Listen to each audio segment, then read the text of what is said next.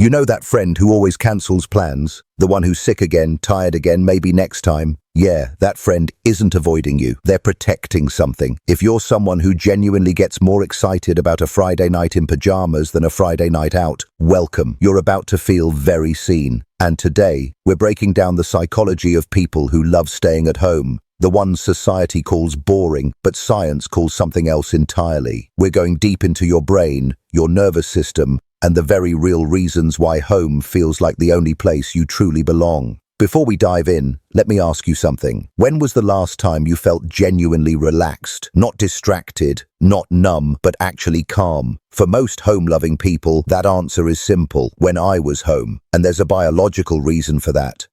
The energy equation. Here's the thing. Extroverts recharge by being around people. Their energy comes from the noise, the movement, the chaos. But introverts and people who prefer solitude, they recharge in stillness. Every social interaction, even a fun one, slowly drains their battery, and home is the only charger that actually works. Psychologists call this optimal arousal theory. Some people need more stimulation to feel good. Others need less. It's not laziness or fear. It's just how their nervous system is wired. But let's get specific. Your brain has a system called the reticular activating system. It's like a filter that determines how much stimulation you need to function at your best. For extroverts, that filter is wider. They can handle noise, crowds, constant input without feeling overwhelmed. For introverts and home-oriented people, that filter is tighter. Too much input, and your brain basically hits the emergency shutdown button. That's why a party that energizes one person completely exhausts another. It's not about being antisocial,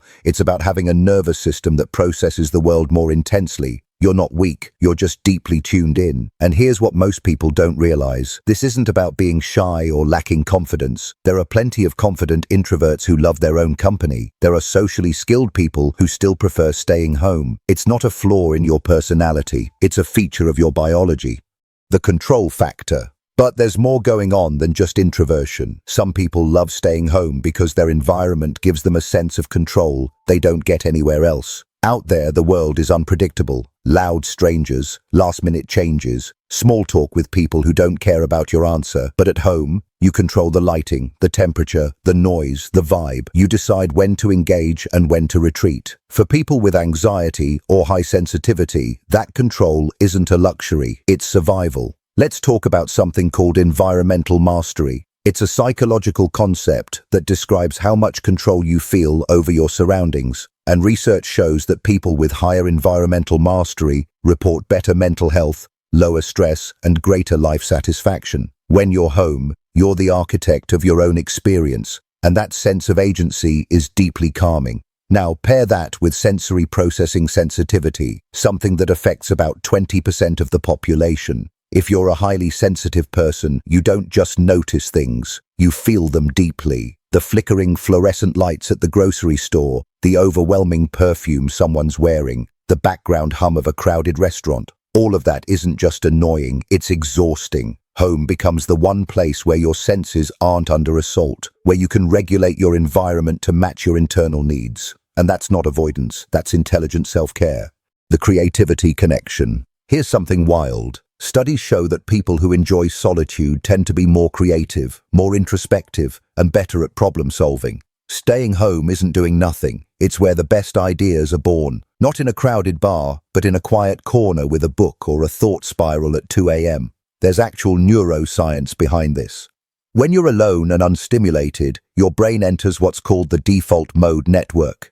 This is the state where your mind wanders, makes unexpected connections, and processes complex emotions. It's the same brain state associated with daydreaming, self-reflection, and creative breakthroughs. Think about the greatest thinkers, writers, and innovators throughout history. Many of them were known for their solitary habits. Isaac Newton, Emily Dickinson, Nikola Tesla. These weren't people who were missing out on life. They were people who understood that depth requires quiet. And in our modern world, where we're constantly bombarded with notifications, opinions, and content, solitude has become even more valuable. When you stay home, you're not disconnecting from life. You're reconnecting with yourself. You're giving your brain the space it needs to actually think.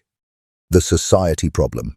And let's be honest, society romanticizes being out there. The influencers, the party pics, the live your best life culture. There's this unspoken pressure that if you're not constantly socializing, traveling, or networking, you're somehow wasting your existence. But what if your best life is a documentary, some soup, and zero obligations? That's not sad, that's self-awareness. We live in a culture that equates visibility with value. If you're not posting about your weekend plans, you must not be having fun. If you're not at every event, you must be depressed. But that's just cultural conditioning talking. It's not truth. Different people have different needs for social connection. And research actually shows that quality matters far more than quantity. A home-loving person with 2 deep friendships is often happier and more fulfilled than an extrovert with 50 surface-level connections. The myth that staying home means you're lonely is just that, a myth. Loneliness is about feeling disconnected, not about being alone. You can be lonely in a crowded room and completely content in an empty house. They're not the same thing. The darker side.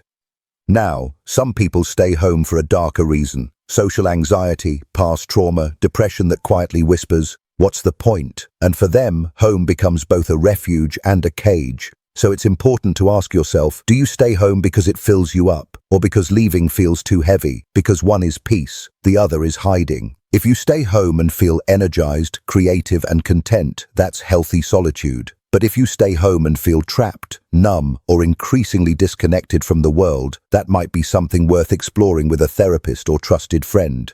The difference is this. Healthy home lovers still engage with the world on their own terms. They say yes to things that matter. They maintain relationships. They just do it selectively and intentionally.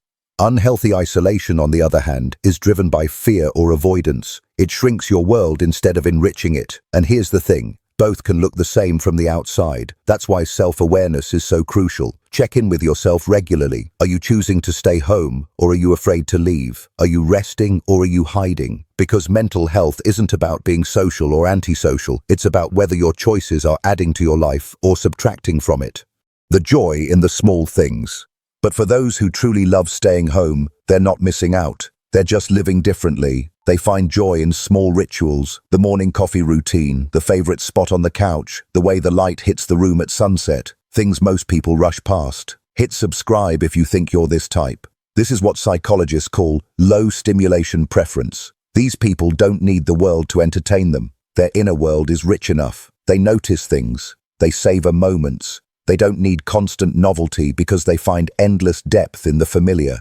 There's a concept in psychology called savoring, which is the ability to fully experience and appreciate positive moments. And research shows that people who are good at savoring tend to have higher life satisfaction. Home-loving people are often masters of this skill. They don't need fireworks to feel joy. They find it in the texture of a blanket, the sound of rain, the pleasure of uninterrupted time. And honestly, in a world that's always chasing the next big thing, there's something revolutionary about finding contentment in stillness, about saying, "This is enough. I am enough. This quiet moment is enough." The dopamine difference. Let's talk brain chemistry for a second. Your brain runs on neurotransmitters, and one of the big players is dopamine. Dopamine is often called the reward chemical, but it's more accurately the seeking chemical. It's what drives you to pursue new experiences, take risks, explore. Now, extroverts tend to have less sensitive dopamine systems. They need more stimulation to get that dopamine hit.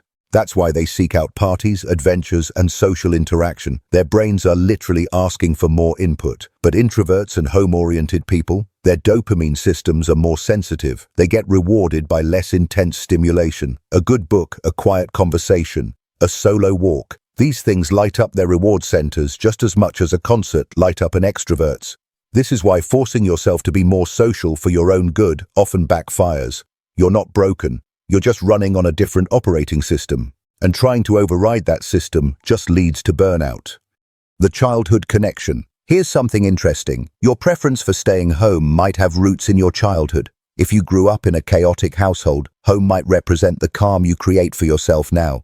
If you grew up in a nurturing home, you might be recreating that feeling of safety and warmth. Attachment theory tells us that our early experiences shape how we relate to the world. People with secure attachments often feel comfortable both alone and with others, but people with anxious or avoidant attachment styles might use home as a way to regulate their emotional needs. None of this is bad, it's just information. Understanding where your preferences come from helps you make conscious choices about how you want to live.